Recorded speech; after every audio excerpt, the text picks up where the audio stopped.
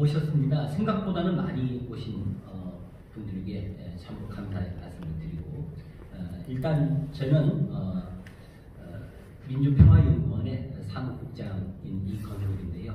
제가 진행선 그리고 제 발표를 간단하게 하도록 하겠습니다. 현재 이 방송은 CNN 21에 후원을 받아서 방송되고 있음을 말씀드립니다. 이번에 그 주제는 일제강제 동원 역사에 대한 기억과 그리고 해석의 차이라는 내용으로 주제가 잡혀져 있습니다. 우리가 기억을 한다고 하는 것은 과거에 있었던 사실을 현재화하는 것을 의미하고, 그리고 해석이라고 하는 것은 자기의 철학에 맞춰서 과거에 있었던 사실에 대해서 판단을 하는 것이라고 한다면, 기억과 해석은 어느 정도 그 차이가 있을 수가 있는데, 그럼에 따라서 역사관이 서로 달라지겠죠. 그러면 이제 이것에 대해서 같은 한국 사람들끼리 이제 토론을 하는 과정에서도 서로 간에 이제 차이가 있을 수 있는데, 아주 핵심만 간단히 말씀드리도록 하겠습니다. 현재 완전히 경색되어 있는 한국과 일본의 관계가 일거에 해결을 할 수 있는 방법은 없느냐. 여러 가지 문제 중에서 한국과 일본에 있어서 외교 문제에 있어서 걸림돌이 되어 있는 부분이 과거사 문제지 않습니까? 그러니까 때린 사람하고 맞은 사람이 있는데, 이것에 대한 화해라고 하는 것은 솔직히 피해자가 맞은 사람의 노력으로는 불가능합니다. 그러니까 때린 사람이 사과를 하고 또 어떻게 해서 그런 일을 하게 됐다는 진상을 규명하고 또 때린 사람을 처벌하고 또 보상을 해주고 이런 식으로 노력을 해야만 일이 해결될 수 있습니다. 그런데 백날 맞은 사람이 노력을 한다고 해서 그것이 해결이 되지 못하죠. 그 때리는 사람이 어떤 그 자각을 하지 않는데 어떻게 그 일이 해결될 수 있을까요? 그런 차원에서 제가 이와 같은 준비를 했습니다. 시간 관계상 제가 글자만 말씀을 드리도록 하겠습니다. 올해 2020년도에 정의기억연대, 그렇죠, 정의연과 이용수 할머니의 갈등은 알고 보면 사실 두 분의 이 두 양자 간에 큰 갈등은 없어요. 어떤 점에서 갈등 상황이 없냐면 기림 사업, 그러니까 어떻게 하면 이 문제를 후세들에게 잘 넘겨줘서 역사적으로 이 할머니들을 잊지 않도록 하겠느냐. 그러니까 잊지 않게 해야 된다는 부분에 대해서는 완전 동일합니다. 그런데 그 방법의 차이가 있을 뿐이죠. 그거는 제가 볼 때 크게 문제가 안 된다고 생각합니다. 그걸 가지고 그냥 다른 정치색을 가지고 바라보는 것이 더 문제라고 생각해요. 저는 그것은 그렇게 생각하지 않습니다. 근데 일본이 더 문제입니다. 책임 회피하고 있죠. 한국은 강제 이행을 시키는데 한계를 가지고 있습니다. 근데 오늘 제가 말씀드리고 싶은 거는 이 해법 중에 하나, 그래도 가능할 수 있는 해법 중에 하나를 제가 여기서 주장하고 싶습니다.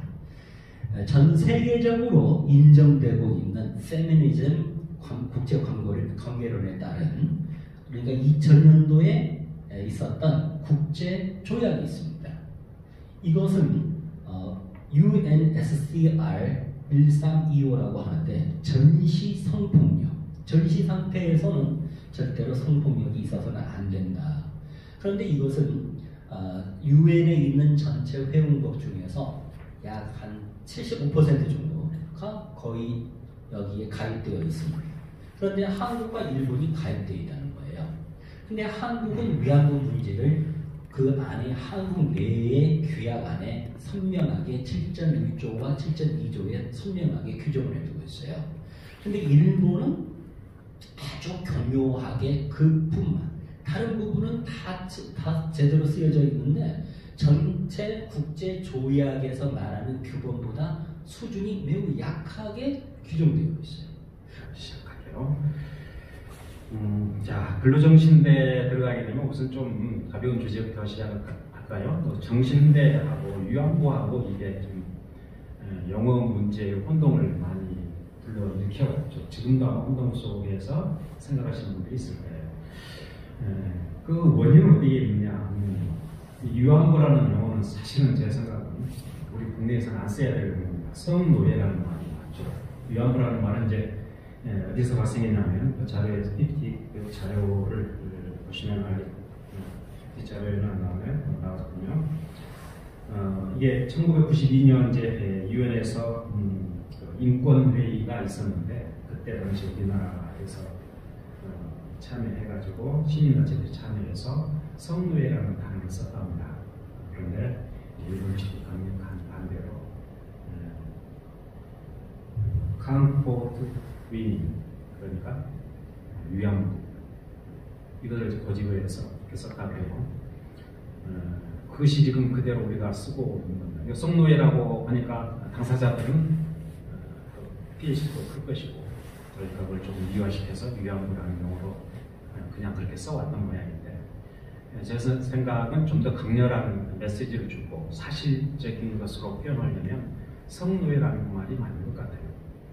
이것은 이제 강제징용 중에 하나였습니다. 이것도 역시. 그런데 이제 제가 이제 담당하고 있는 것은 강제징용이 아니라 성을 위한 징용이 아니라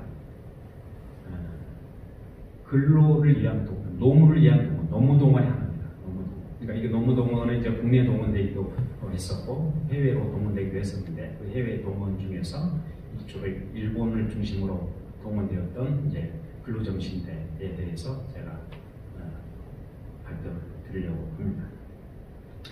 자, 근로정신대라는 용어 자체도 여기서 정신대라는 말이 생소할 수도 있겠는데 일본에서 나온 말이었는데 1920년대에는 정신대라는 용어가 정자가 뭐 앞으로 나간다, 정진한다 뭐 그럴 때 쓰는 정자입니다. 정자가 한자로. 그러니까 정신대라는 말은 앞으로 나가는 어떤 돌격대라든지 그런 의미를 담겨 있는데 그때 당시 쓸 때는 이제 정신대라는 용어가 어떤 애국심을 가지고서 국가의 선봉에 서서 그런 국가에 대해서 애국 활동을 하는 그런 사람들을 정신대라 이런 말로 썼다고 그래요. 그런데 이것이 이제 1930년대 되면서 위안부 동원이 성노예 동원이 시작됩니다.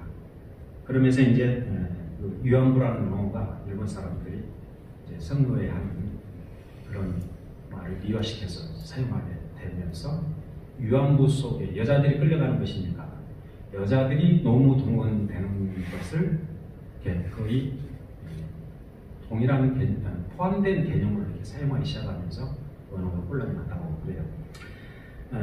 그래서 위안부와 근로정신대 문제는 서로 다른 문제입니다. PS 사실 자체가 다르죠. 그런데 저는 이제 위안부 문제에 대해서는 이제 관심이 없는 것은 아니죠. 그렇다고 해서 근로정신대에 대해서는 크게 관심을 가지면서 그냥 제 일생을 같이가면서 이렇게 공부를 하는 그런 것은 아니고 제 직업이 이제 교수이다 보니까 본업에 충실하면서 시간들을 관심 가는 그런 정도인데 사실 사안으로 보자면 이 성노예 문제가 훨씬 심각한 문제죠. 페미니즘적인 차원에서 보더라도 또 사회적인 문제로도 그렇고. 그런데 이런 문제들이 왜 오랫동안 노출되지 않고 잠재되어 있고 사회적인 이슈화되지 않았냐 하면은 우리 역사에 그런 것들 이미 경험했습니다. 언제냐면 병자호란 때 우리 역사는 갖고 있어요. 자, 여러분들 이런 말 아시죠? 금이 환영했다 그런 말 들죠? 환영했다, 환향. 자, 근데 그때 병자호란 때 청나라에서 우리 조선의 여성들을 납치하다시피 해서 데리고 가서 성노예로 삼고 다시 돌아오는 그런 여자들을 뭐라고 했죠? 아시죠? 그렇죠. 네, 아주 국민들 아주 굉장한 상식을 갖고 계시는데 환양년이라 했잖아요. 환양년.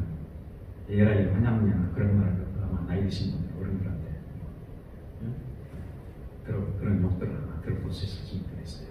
그 환양년이라는 말이 어디서 나오냐면 국어적으로 물어보니까 국어 전공자들 물어보니까 환양, 금이 환양했다는 환양에다가 여자들에 대한 비속어 내지는 욕설로서 년을 붙여서 환향년이 빨리 발음하니까 환양년으로 이렇게 바뀌어졌대요.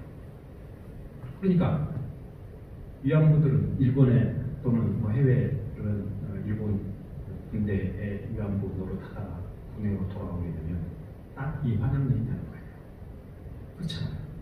그러니까 말을 못하고 오랜 동안 숨기면서 살았던 것이죠. 돌아보니까 환영했을까요? 근데 동양적인 그뭐 여성들 순결성을 강조하는 우리 조선 전통적인 인식으로서는 도저히 받아들일 수가 없는 거죠. 그럼 당사자들 입장에서 나라 없는 서름 때문에 외국에 가서 그런 정말 참 200만 세대가 울컥하는 눈물이 나올 정도로 그분들의 고통을 생각해 보면 우리 어머님들의 고통입니다. 다른 분들 아니에요.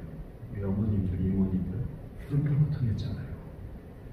그런 분들이 그런 호초를 겪고 나서 고향에 들어오고 따뜻한 품에 들어오게 아니라 다시 또 손가락질과 냉대 받고 그런 현실 속에서 어떻게 말할 수 있겠어요?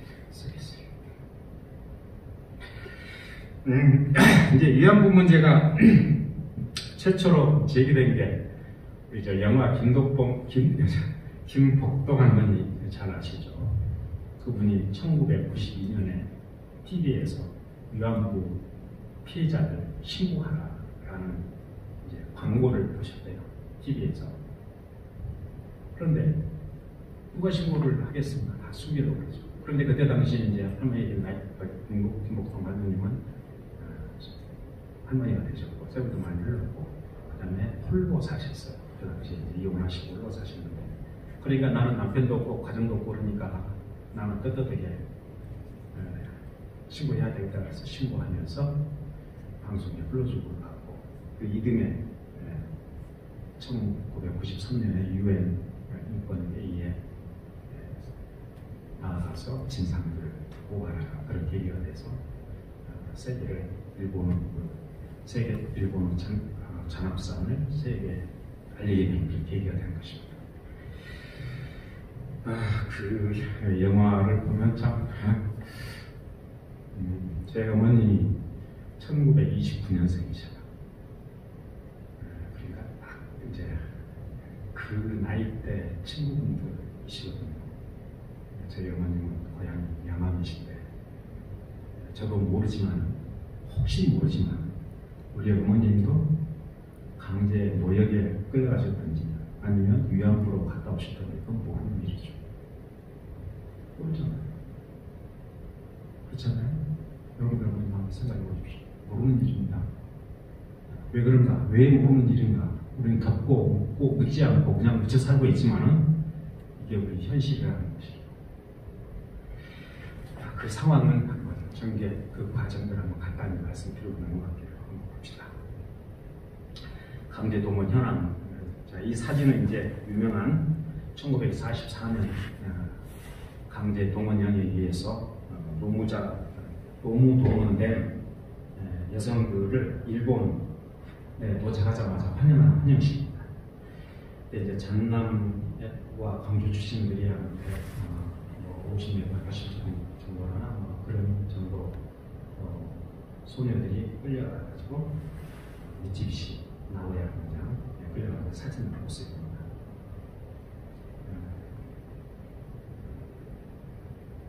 일본 가서 보내줄 때는 학교에 보내주겠다.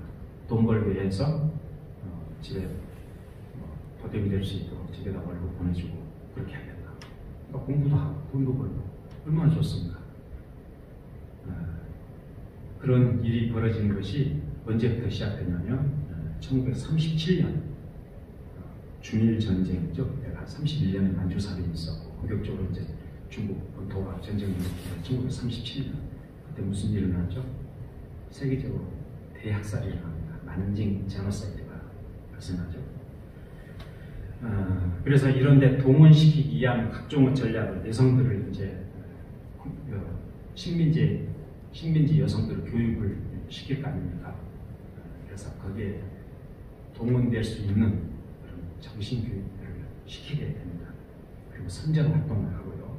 볼까요?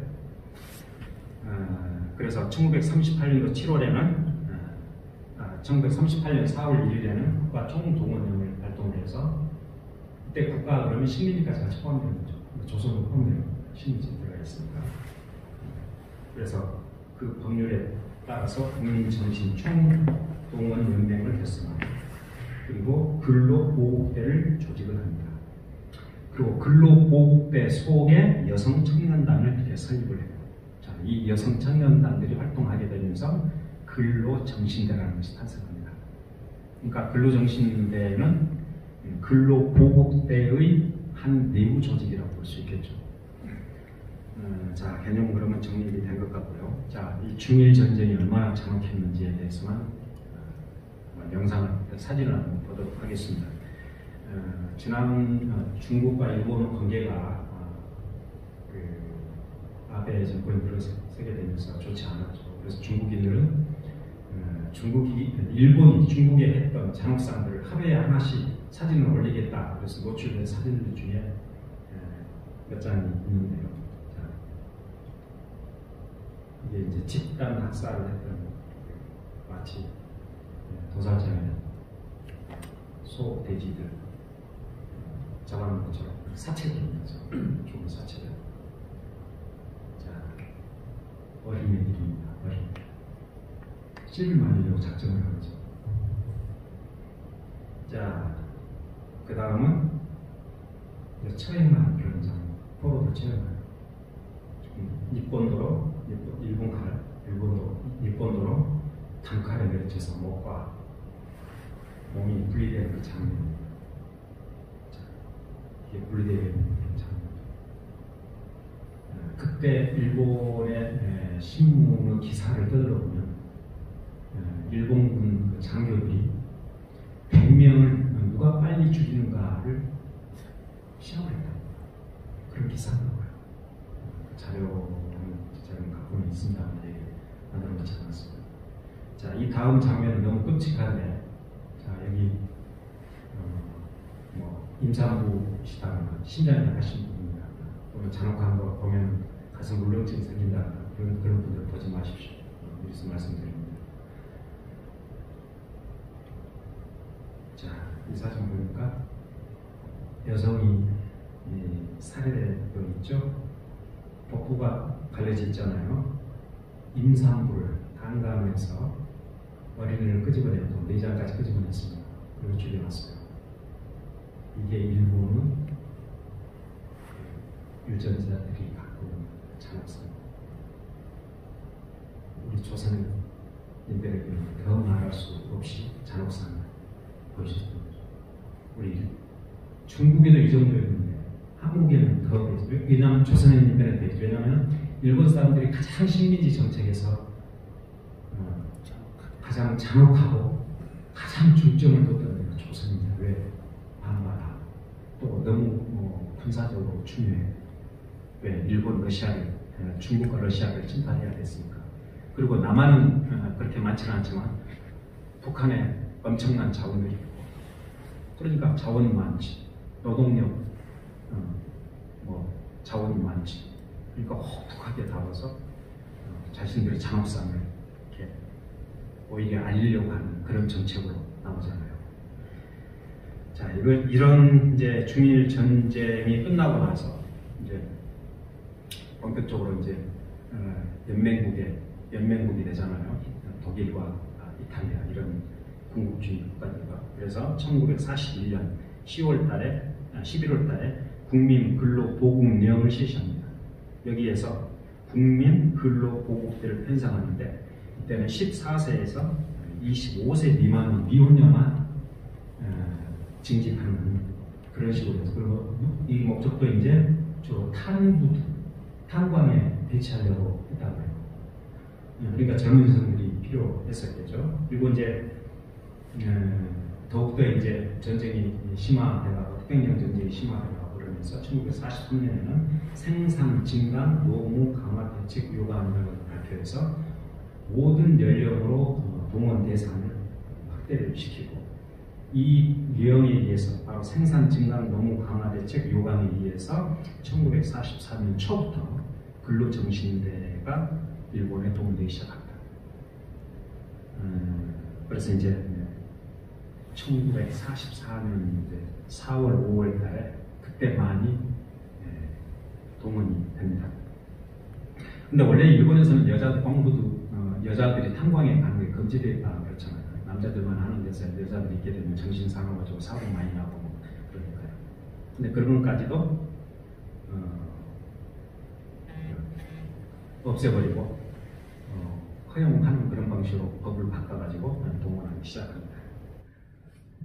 그래서 결국은 이제 어떤 그러한 그 노동에 대한 노동 착취에 대해서 보상과 배상을 해야 되는데 이 부분이 이제 일본에서 결정은 이제 계속 판결은 계속 기각이 됐었는데 그 당시에 기각했던 것에 대해서 문제를 삼고 어떤 그런 활동들을 우리나라에서 거의 못하고 있었다가 최근에 했는데 그게 이제 이번에 이제 자산 동결로 이어지게 됐는데 이 자산 동결은 실제로 우리나라에서 행사가 되는지 그리고 실제로 이제 그 근로정신대 일을 착수당해 있었던 그분들께 보상이 제대로 갈 수는 있는지 현실적으로 그거 좀 궁금합니다. 네, 그 분야는 이제 법적인 분야니까 제가 좀 길게 설명을 드려야 되겠는데요. 우선 그 한일 청구권 협정으로 이제 일본에서는 한일 관계의 보상적으로 끝났다라고 하는 것이거든요. 근데 저도 이제 그 원전을 떠들어 보니까 법적인 쟁점이 뭐냐면 불법 행위로 인한 손해배상 청구권까지도 포함되는가 포함되지 않은가라는 문제입니다. 그러니까 분명히 우리 청구권협정 제 4조였습니까? 그 4조에 보면은 국가와 국민 간의 관계, 국가와 국가 간의 관계, 일본 국민과 한국 국민 간의 관계, 일본 국가 한국 간의 관계, 한국 국가와 일본 국민 간의 관계, 한국 국민과 일본 국가 또는 일본 국민 간의 관계, 이런 관계에 대해서 재산 관계, 권리 관계, 청구권 관계는 최종적으로 종료된다. 이렇게 되어 있단 말입니다. 이런 취지로. 그렇다면 그것은 그 청구권 협정이나 기본조약 그 내용에가 자신들의 식민 지배가 불법 행위이고 또 불법으로 이루어진 한일 합방이었다는 것이 어디에도 들어있지 않습니다. 그리고 우리가 주장할 수 있는 것은 바로 일본 자신들이 자신들 불법 행위 안 했다고 하는 것에 바로 발목을 잡혀 있는 거예요. 다시 말하면 정상적인 재산 권리 획득 관계, 또 정상적인 어떤 법률 관계에 있어서 청구권은 확실하다.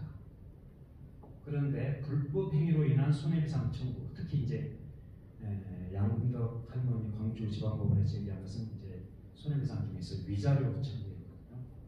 위자료도 청구권에 들어가느냐 안 들어가느냐. 이제 그것을 피해서 그렇게 소송을 사실 제기를 한 건데, 그래서 우리 이제 법원의 판단은 불법 행위로 인한 손해배상은 그 조약의 내용이 아니다. 조약에 말하는 청구권 내용이 아니다. 이렇게 같은 어떤 피해자이지 않을까 우리도 진행했냐 이런 생각을 합니다. 내부적으로 우리가 정말 뭐 어떤 역사 청산, 뭐 그런 적폐 청산을 하는데 이런 근원적인 해결의 어떤 방법이 있을까요? 소장님께 이런 질문을 좀 드리고 싶습니다. 근원적인 부분은 참 어려운 질문하신 거네요.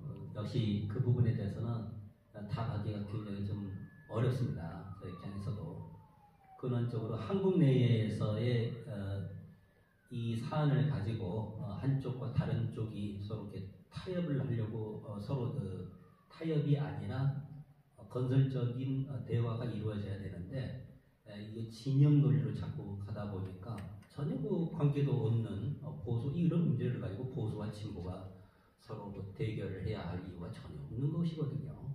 그런데 이제 위안부 쪽에 들어갔다 보면 진보가 되는 거고, 우리 분들은 이용수 할머니 사건 보면 알 수 있잖아요. 전혀 또 관계가 없는 어떤 반대편에 있는 보수 쪽이다라는 얘기인데 정말 안타까운 일이죠. 저는 그 부분에 대해서는 우리 역사가